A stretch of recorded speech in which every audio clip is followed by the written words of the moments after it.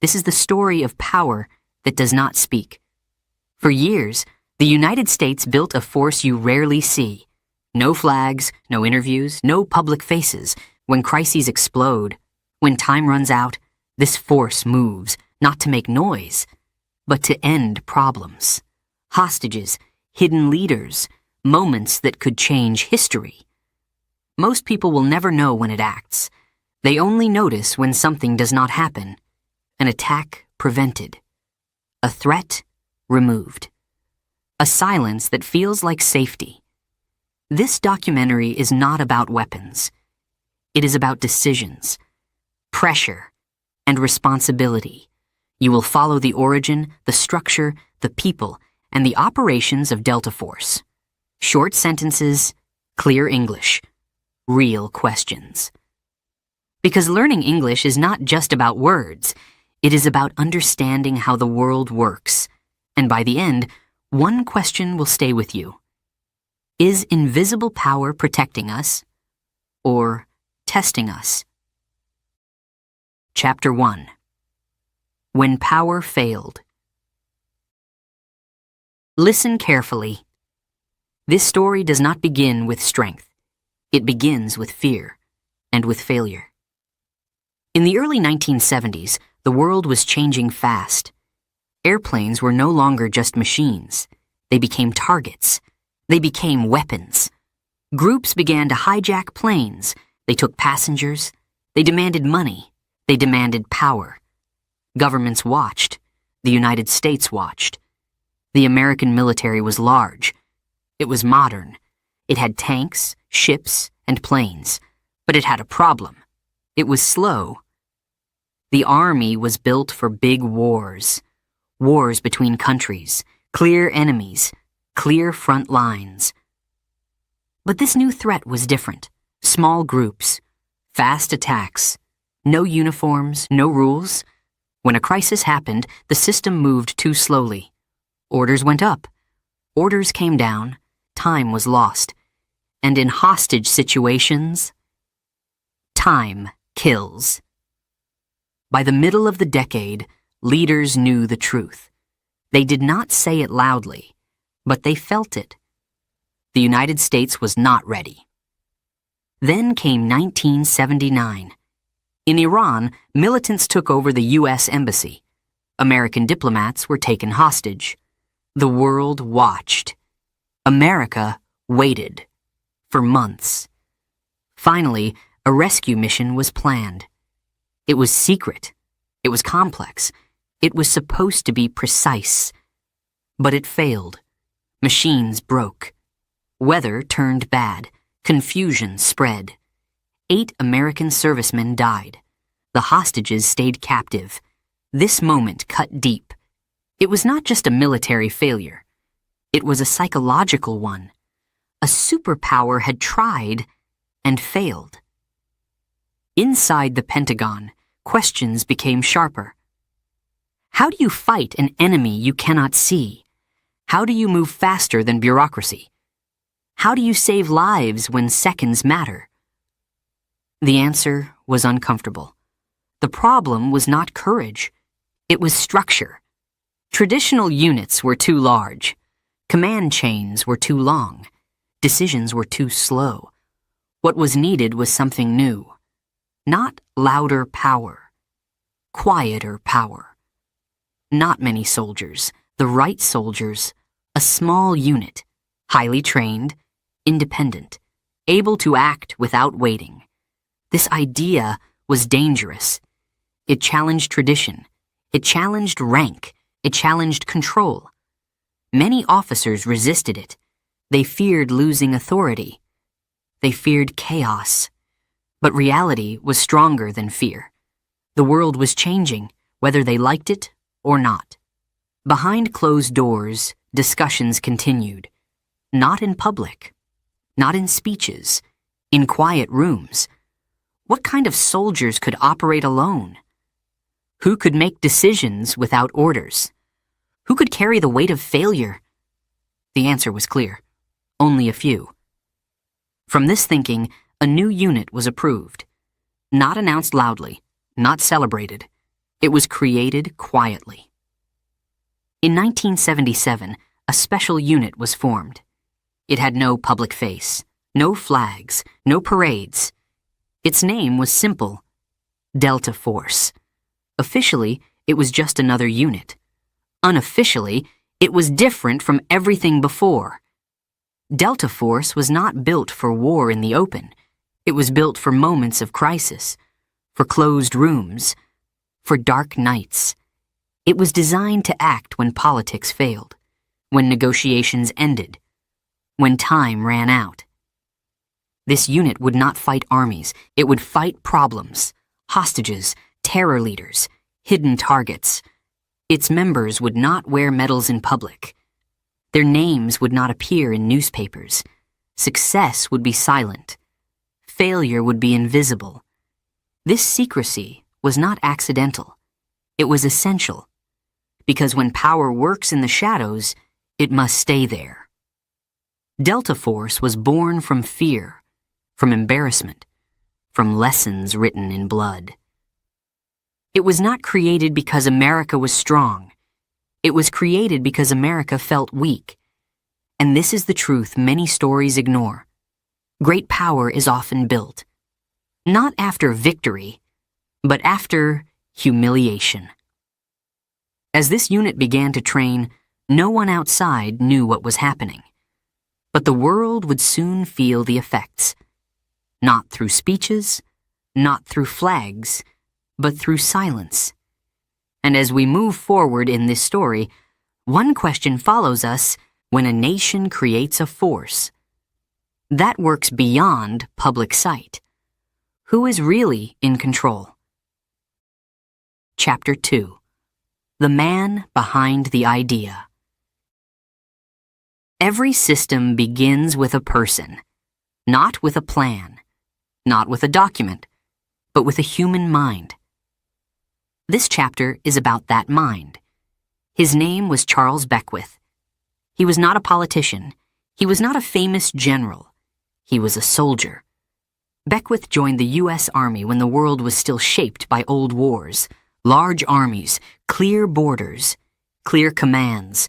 But his thinking would change far from home. In the early 1960s, Beckwith was sent to the United Kingdom.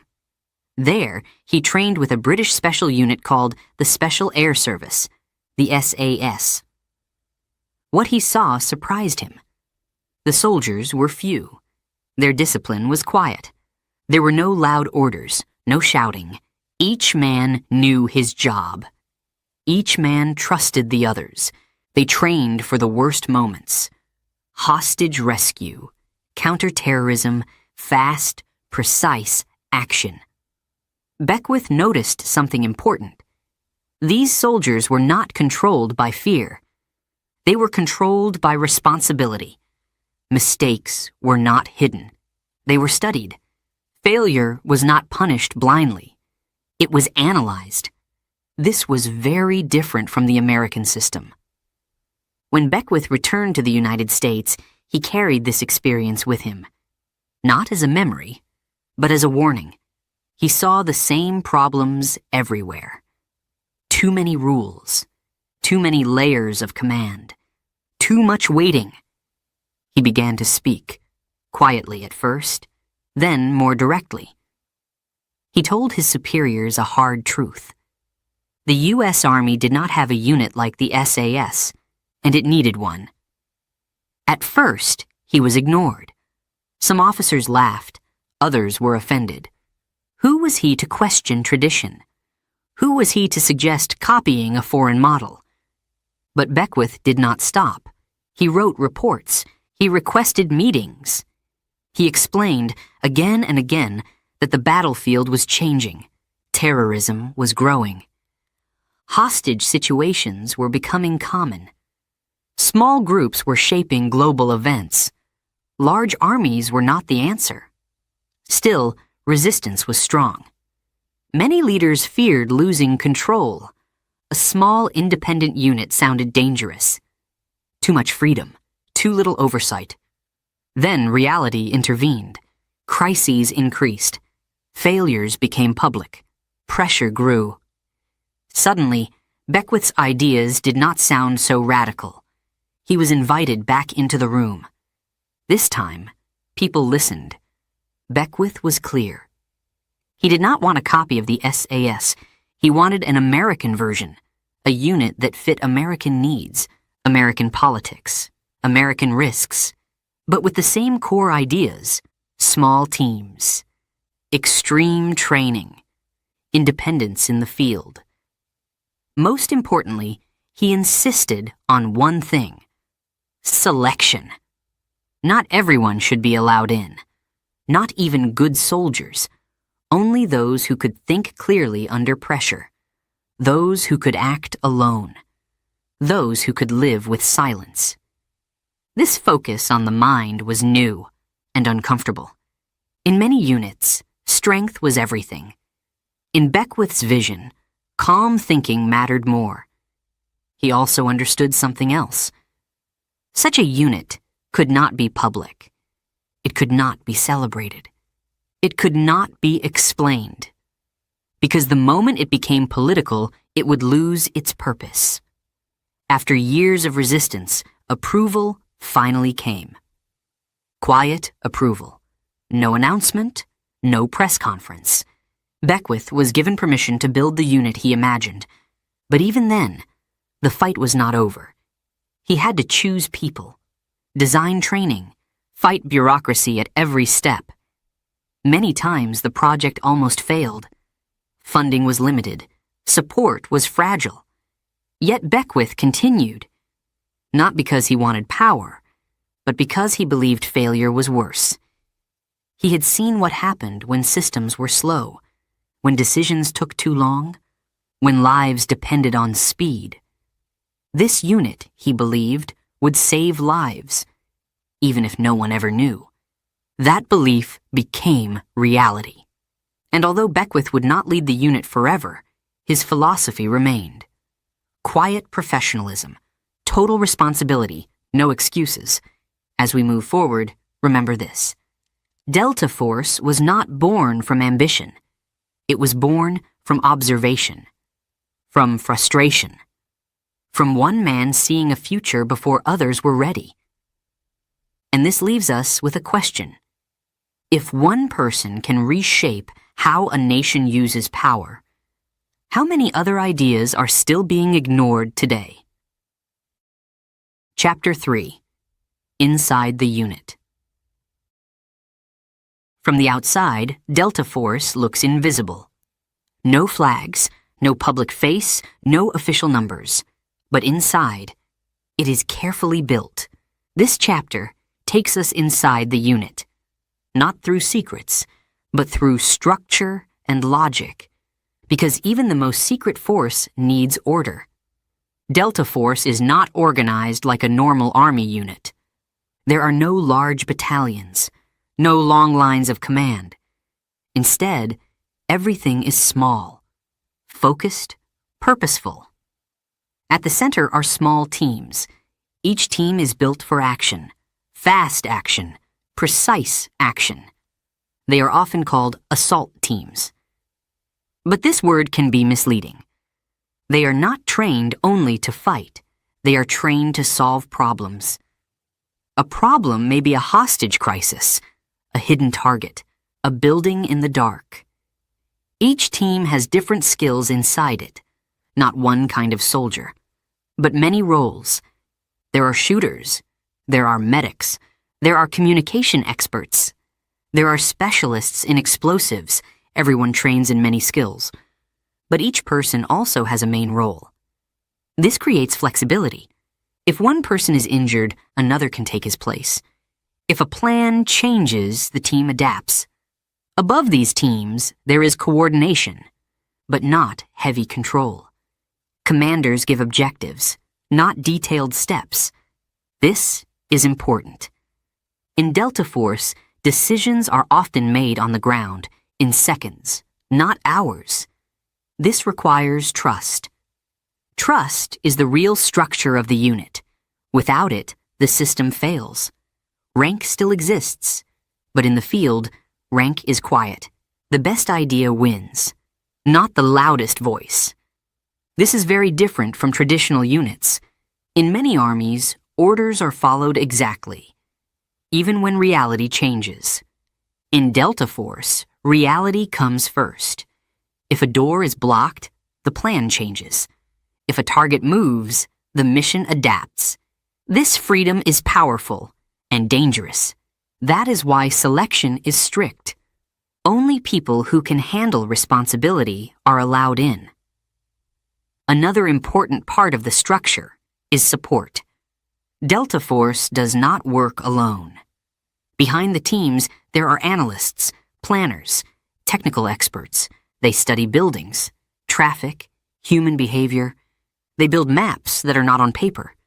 Maps of routines, maps of habits. Information flows constantly, from intelligence to the teams, from the teams back to command.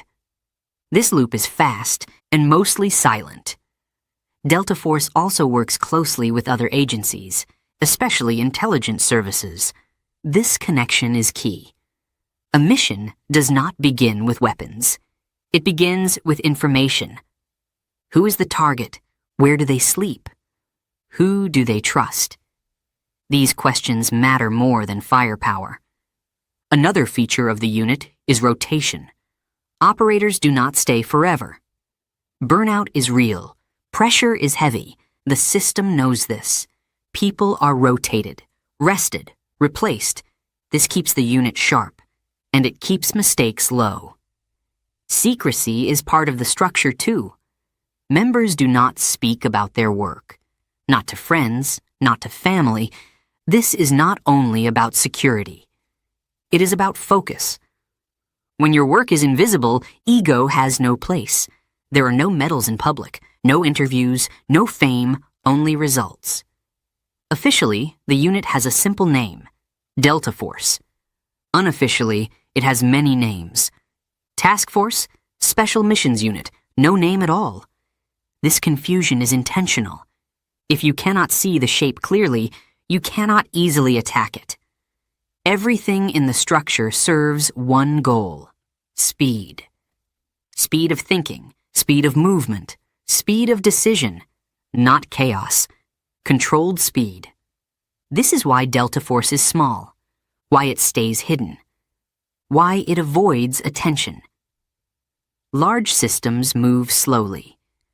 Small systems move fast. This chapter shows us something important. Delta Force is not powerful because it is secret. It is secret because of how it works. Transparency would slow it down. Fame would damage it. Politics would poison it, so it stays quiet. As we move forward, keep this in mind. This unit is not built around weapons, or strength, or numbers. It is built around trust. And the next question becomes clear. If a force depends so much on trust, what happens when that trust is tested under extreme pressure? Chapter 4. Selection and Training. Not everyone can enter Delta Force. In fact, most cannot. This chapter is about selection and about training. It is not a story of muscles. It is a story of the mind. The process begins quietly. There are no public announcements, no open applications. Soldiers are noticed, observed, recommended. They come from different units: Rangers, Special Forces, experienced soldiers with strong records. But a strong record is not enough. When selection begins, titles disappear. Rank disappears. Reputation disappears. Everyone starts equal. The first days feel simple. Long walks, heavy weight, cold mornings. But this is only the surface. The real test is invisible. Candidates are pushed to exhaustion, not once, not twice, but again and again. They walk when their legs shake. They think when their minds are tired. They make decisions when they want to quit. No one shouts encouragement. No one explains the rules. Silence becomes pressure. In this silence, the mind speaks. Some candidates talk too much. They try to lead loudly. They fail. Others wait too long. They avoid responsibility. They fail. The instructors watch everything. How people react to stress, how they treat others, how they fail. Failure is important here. Delta Force does not fear failure. It studies it. A candidate who falls but stands again is valuable. A candidate who blames others is not. This is the first lesson. Responsibility matters more than strength. Physical tests are hard, very hard. But many strong soldiers pass physical pain. Few pass mental pressure. Candidates are given unclear tasks, bad information, limited time. This is intentional. Real missions are never perfect. Plans break. Information is incomplete. The question is simple. Can you think clearly? When nothing is clear, those who pass selection move to training. This is where the real work begins. Training is long, intense, repetitive. The same skills are practiced again and again. Entering rooms, moving in darkness, communicating without words. Every movement has a reason. Every step has a purpose.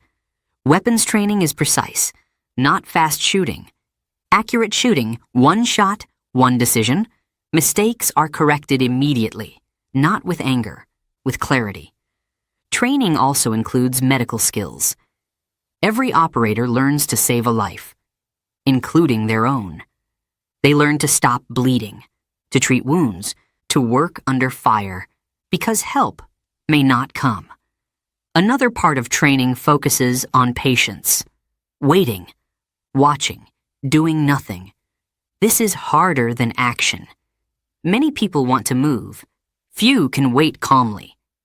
Delta Force trains both. Mental training is constant. Candidates are placed in situations with moral pressure, not explained, not discussed. They must choose and live with the choice. This is important. In the field, there is no time for debate, only consequences. Training also teaches silence. Operators learn to speak less, to listen more, to control emotion. Anger is dangerous. Fear is dangerous. Ego is the most dangerous of all. There are no heroes here, only teammates. Those who cannot work with others are removed, even if they are skilled. Because in this unit, trust is survival. By the end of training, the group is smaller, much smaller. Those who remain are changed, not louder, quieter, not more aggressive, more controlled. They understand something deeply.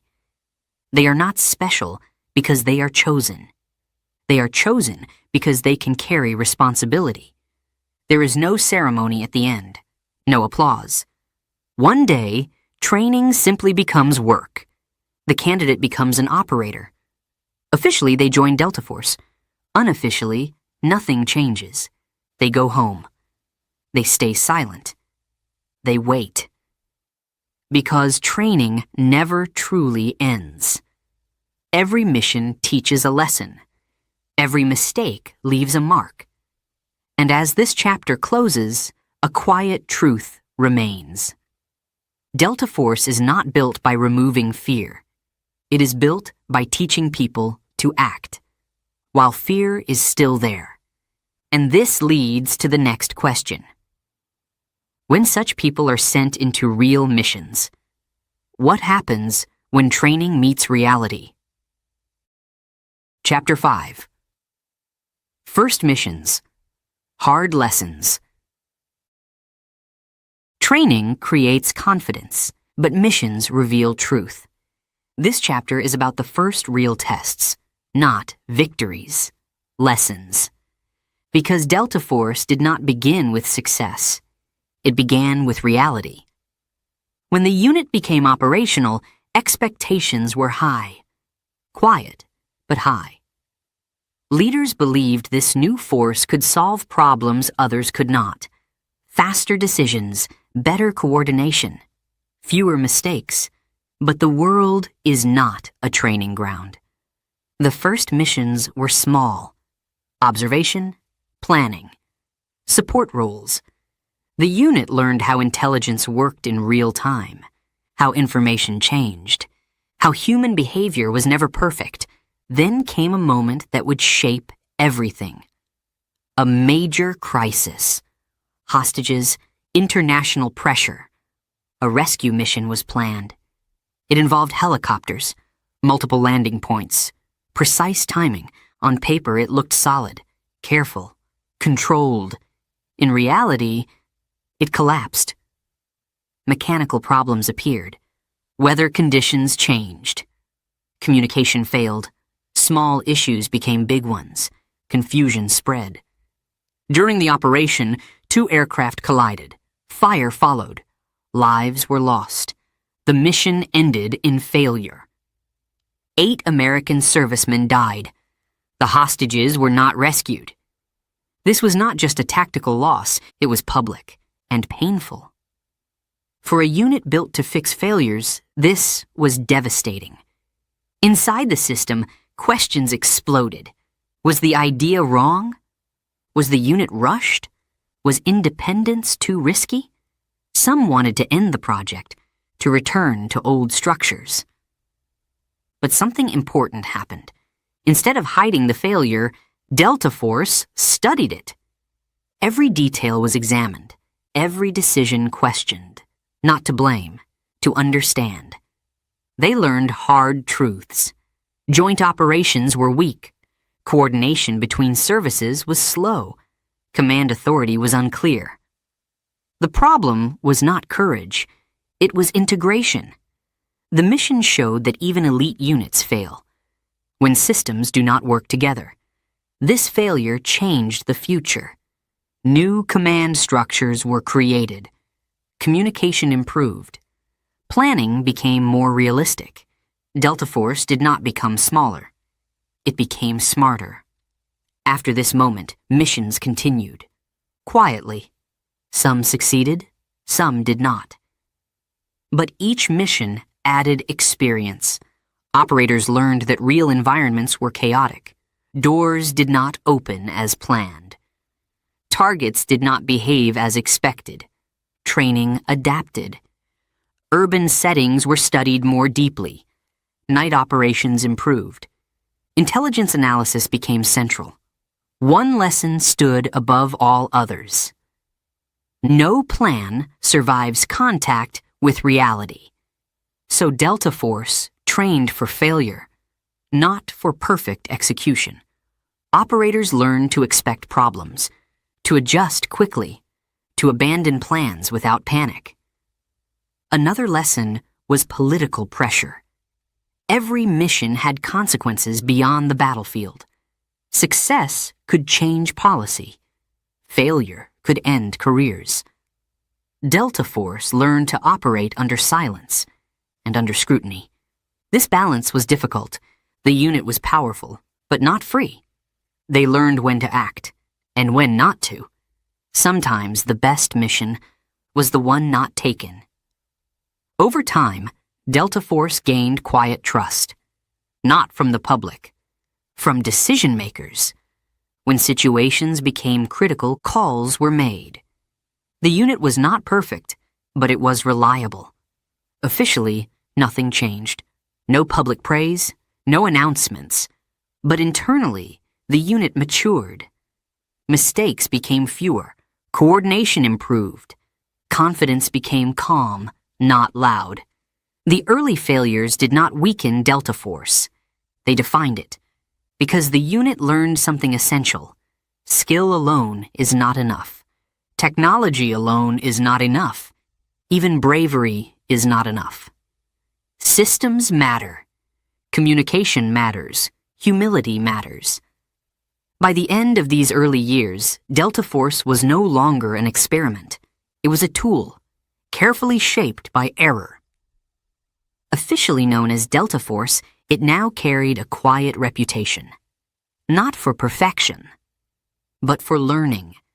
And as the world moved into a new decade, new threats were forming. Bigger cities, new enemies, more cameras. The next missions would not forgive mistakes so easily. And this leads us to the next question. When the battlefield moves into crowded streets, how does a silent unit survive in full view of the world? Chapter 6. Faces Without Names. Delta Force does not fight flags. It fights people. But these people are rarely famous, and often they have no names in public. This chapter is about targets, not as legends, but as problems to be solved. In movies, enemies are clear. They wear uniforms, they give speeches, they stand in the light. Reality is different. Most targets live quietly. They blend in, they hide behind routines. They wake up, they eat, they meet others. And somewhere in these small actions, danger grows. Delta Force studies this quietly. Before any operation, there is no gunfire, no movement. There is waiting. Analysts watch patterns. Who meets whom? Who arrives late? Who leaves early? Every detail matters. A target is not chosen because of anger, or revenge, or hate. A target is chosen because of impact. If this person disappears, what changes? This is the question that guides everything. Some targets are political leaders, some are military commanders. Some are organizers who never touch a weapon. Delta Force does not judge them publicly. It assesses them. One example is Saddam Hussein. After the invasion of Iraq, he was no longer a public ruler. He was a symbol that kept resistance alive. The mission was not about punishment. It was about removing a center of gravity. Delta Force worked quietly. Information came first. Movement came later. The result was capture, not chaos. Another example is Abu Musab al-Zarqawi. He was not a general. He did not command armies, but he shaped violence. He inspired attacks. He connected networks. Finding him was not simple. He moved often. He trusted few. He hid among civilians. Delta Force did not rush. It waited. Information built slowly, piece by piece. When action came, it was precise. But many targets are never known. Their names never appear in newspapers. Their faces are never shown. Some are captured quietly. Some disappear. Some are turned into sources. This silence is intentional. Public names create pressure. Pressure creates mistakes. Delta Force avoids that. Another truth is uncomfortable. Not every mission ends with arrest or death. Sometimes the goal is observation. Sometimes disruption. Sometimes warning. A target may never know. They were studied. This is power used lightly and carefully, but it carries risk. When decisions are hidden, oversight becomes distant. Operators understand this weight. They know their actions can change lives, far beyond the mission. This is why selection matters, why training focuses on judgment. Because in these moments, there are no clear rules. Delta Force does not act alone. Intelligence agencies are always present. Information flows both ways. Sometimes Delta Force supports others. Sometimes others support Delta Force. The line is blurred. This creates effectiveness and confusion. Who made the decision? Who approved the target? These questions are rarely answered publicly. And that is by design. Because revealing process reveals limits. This chapter shows something important. Delta Force is not a machine that kills names. It is a system that removes influence. Names are only symbols. What matters is effect. Still, the human cost is real. Families exist. Communities exist.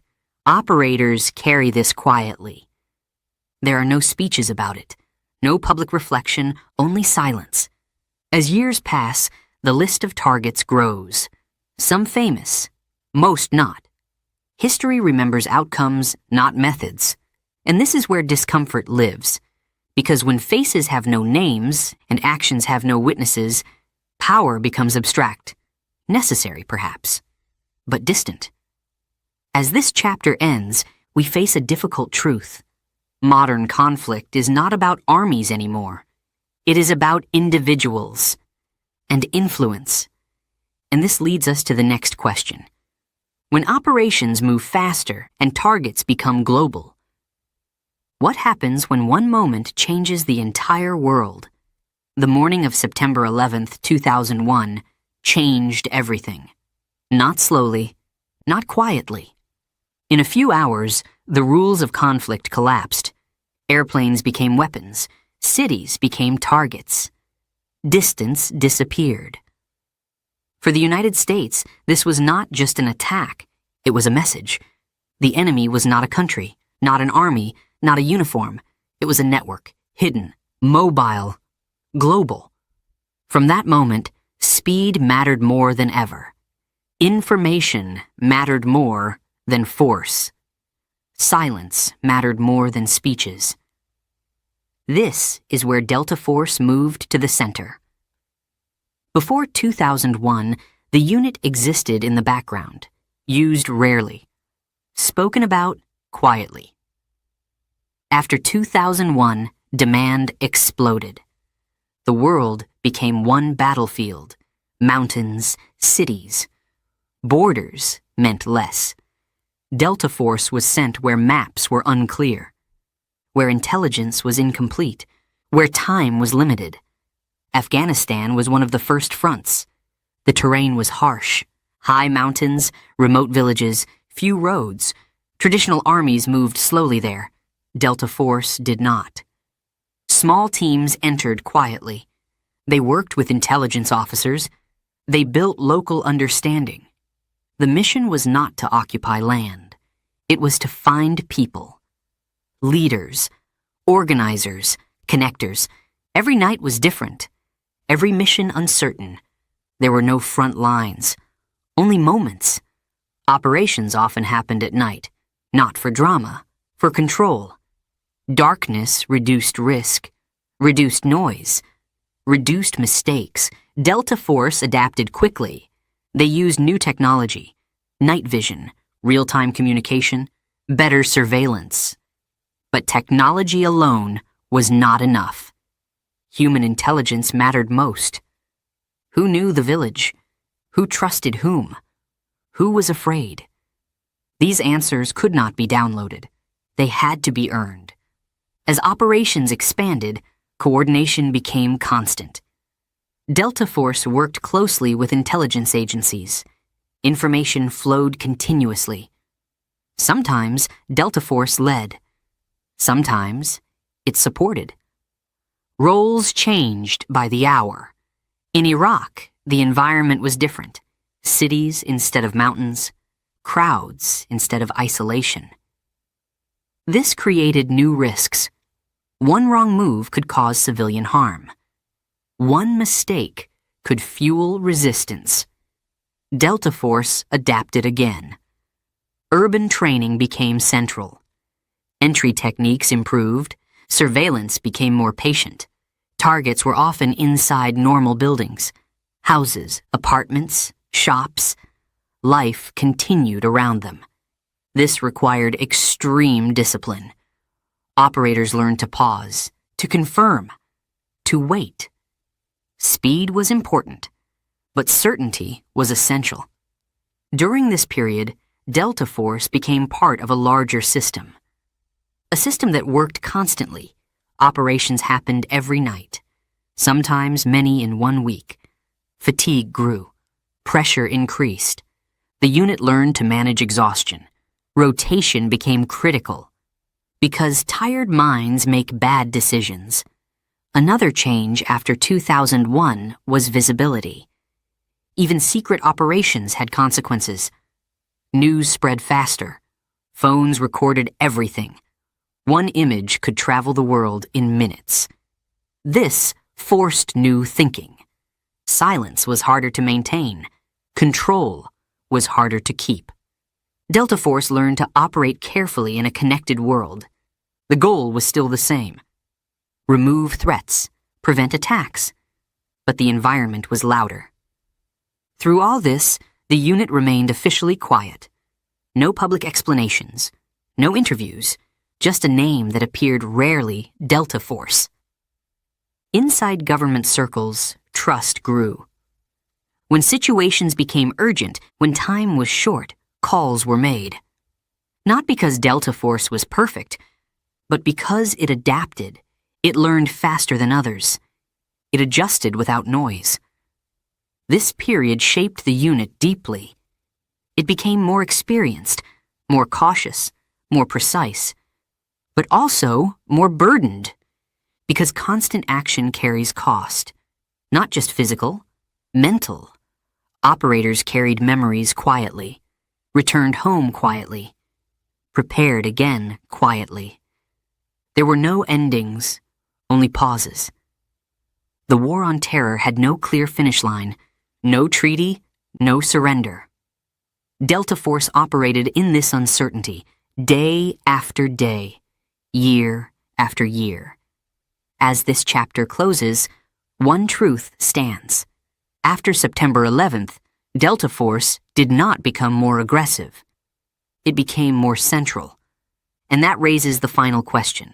When a unit works constantly in the shadows, how does a society understand the power it depends on? This story ends where questions begin. Delta Force has no public symbol, no statue, no parade, and yet its influence is real. This chapter is not about missions, not about targets. It is about meaning. What does it mean when power works in silence? Delta Force was created to solve problems quickly, quietly, without debate. This made it effective. But effectiveness always carries a price. When operations are secret, the public does not see decisions. It only sees outcomes. A threat disappears. An attack does not happen. A crisis ends. But how did it end? Who decided? What risks were taken? These questions often have no public answers. This is not an accident. It is a design. Secrecy protects missions. It protects operators. It protects diplomacy. But secrecy also creates distance. Distance between action and accountability. Operators understand this. They know their work will not be explained. They know mistakes will not be discussed publicly. They know praise will not come. This creates a unique mindset. They do not act for recognition. They act because the mission exists. In many ways, this is discipline at its highest level. But it is also a heavy burden. Because when something goes wrong, there is no public defense. No chance to explain context, only silence. Delta Force operates in a legal gray space. Not illegal, but often unseen. Decisions are approved at high levels, but details remain classified. This protects national security, but it also limits public understanding. Some argue this is necessary. Modern threats move fast. Debate slows response. Others argue it is dangerous. Unchecked power can drift, even with good intentions. Both views hold truth. Delta Force is not an independent actor. It does not choose wars. It does not choose enemies. It is a tool, a sharp one. But tools reflect the hands that use them. This is the uncomfortable reality. When a society depends on silent force, it must trust its leadership deeply. Trust becomes the foundation. Trust that decisions are careful. Trust that limits exist. Trust that restraint matters. Without this trust, secrecy feels like threat. Delta Force itself understands restraint. Operators are trained not to act unless necessary, to stop when objectives are reached, to avoid attention. This is why many missions end quietly. No explosions, no headlines.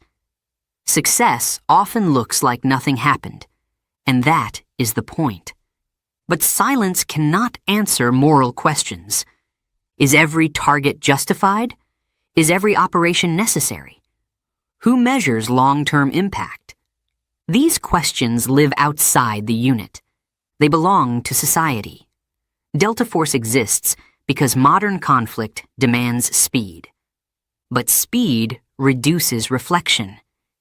This tension will not disappear. As technology grows, as surveillance increases, as information moves faster, the demand for silent action will likely grow. Delta Force will adapt. It always has. But adaptation alone is not enough. Understanding must grow too, not operational details, not secrets, but understanding of role. Delta Force is not a hero, not a villain. It is a response to a world where threats hide, where borders blur, where moments matter. This story began with failure. It ends with responsibility.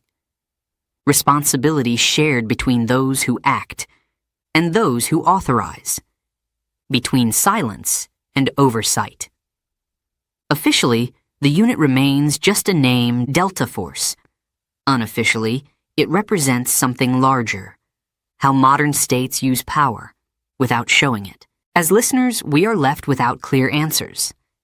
And perhaps that is honest, because in the real world, clarity is rare. The final question is not about Delta Force. It is about us. How much invisible power are we willing to accept, to feel safe? And who do we trust to decide where the line is? The story ends here. But the question remains.